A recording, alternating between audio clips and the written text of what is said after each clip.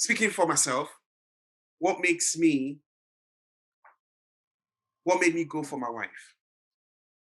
So looking at her, because sometimes you need to observe someone before you even attempt to be with them.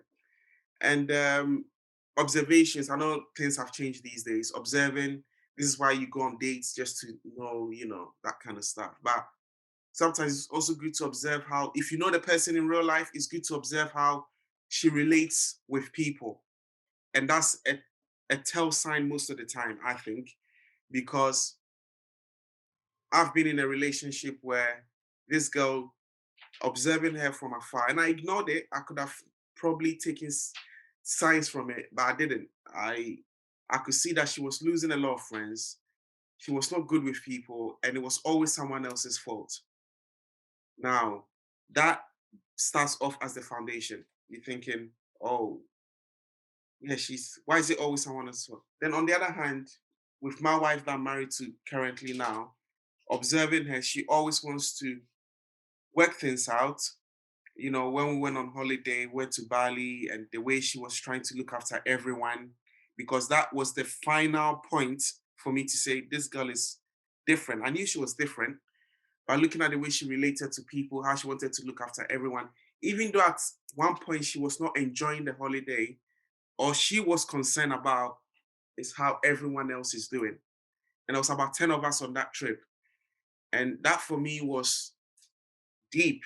So when I use the word someone being caring, I'm not talking about, I'm just saying it for the sake of it. I'm talking about seeing it in action, how they relate with others or how they deal with difficult situations. Yeah, Yeah.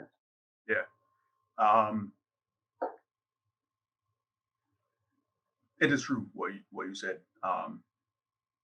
It like you said, you made an important point. It is about observing and seeing for yourself. But you know what? To further that point, it is about observing before being in anything romantic. Yeah. Why are you saying that though? Why am I saying that? Well, we're talking about what is the one in terms of relationships, right? And the reason I say that is sometimes what we think is the one is based on where we are emotionally and mentally. So if we're in a bad place, who we think is the one might not actually be the one. It's just that we think they're the one based on what we're lacking, right? And the reason I said it's best to observe outside of anything romantic is if you are lacking and you attract someone, sometimes there are people out there that mirror you and they observe you and they know what you're lacking, what you want, what you need. And they look at you and see how you are. So if you are a nice person and you're nice with people, yeah, and your wife in the past probably could attest to this. We all can attest to this, yeah. We deal with people in a certain way, like we're caring, yeah. If you have somebody with ulterior motives, yeah, Yeah. they're observing you. They're going, oh, this person is with people. So Mhm. for me to fool them, let me Mhm. be the same way. Let me pretend to be the same way. Yeah. So if you get romantic with someone and then they're like, oh, homeless guy, here's some lunch and stuff, and you're looking at them going, oh, this person is nice. That's like me, and they're Yeah. like, then you start to fall for it because you're already romantically embroiled. You start to fall for those. Not to say the person is not nice, but you got to watch out. You start to fall for those displays, and as time goes on, Yeah. yeah, you start to see cracks in the display. Yeah. You go, hold on, who's this person? But you're already embroiled, you know, and that's who you end up in, because a lot of people are there pretending. 100%. It's true because if we're being honest, Adrian, it's easy to be nice, isn't it? So just because you've seen when I say easy to be nice, I'm not saying easy to be nice that some people do struggle being a nice person. Yeah, I'm not, what I'm saying is that just because someone has displayed something yeah, does not mean that that's what defines them. exactly. And I like what you said about the stage that you are in your life can sometimes determine who you think the one is. Now, if you are in a very dark place and feeling down, depressed, and someone who might be a horrible person, like, you might not know them, but because from what you see on the outside, sometimes you think, oh, okay, he owns his own business. Let's say I'm speaking from a girl's perspective, yeah, owns his own business, he works hard, responsible.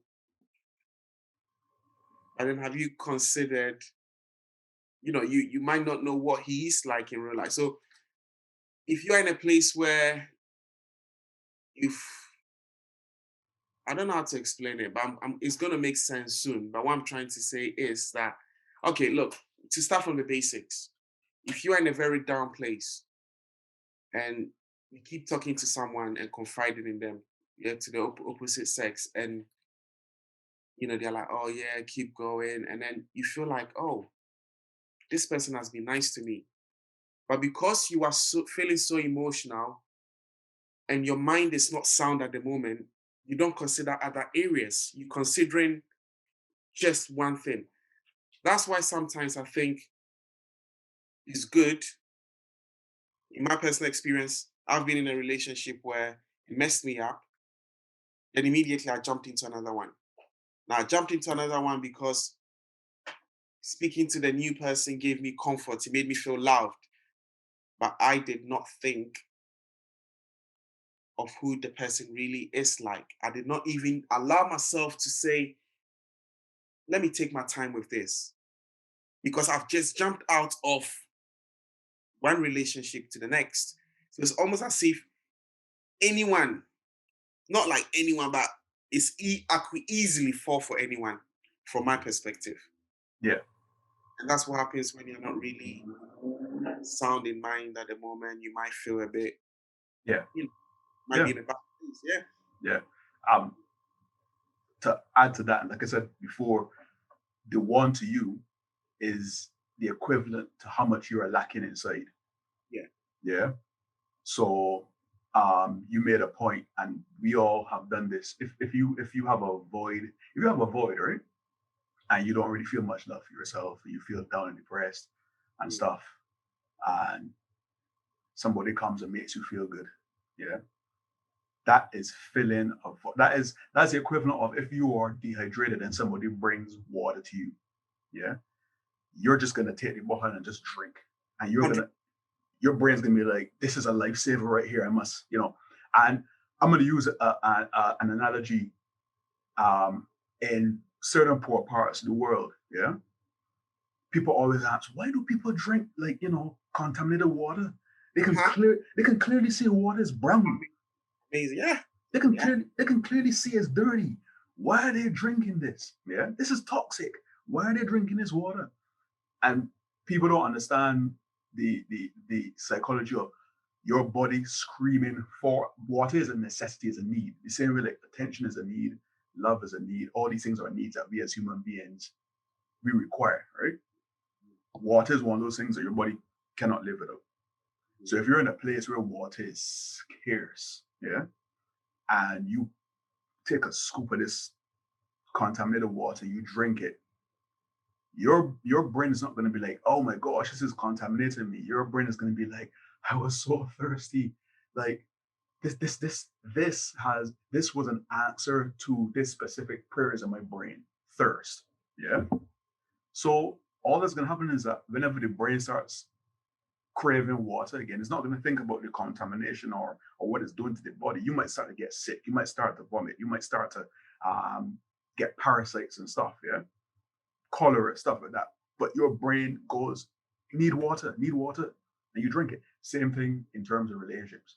The 100%. person, the person that's drinking the dirty water, to them, that water is the one. Because in their mind, what is clean water? They don't really know what clean water is. All their brain knows is dirty water. Yeah. Yeah. So The that water is there. I'm thirsty. This is the only water available.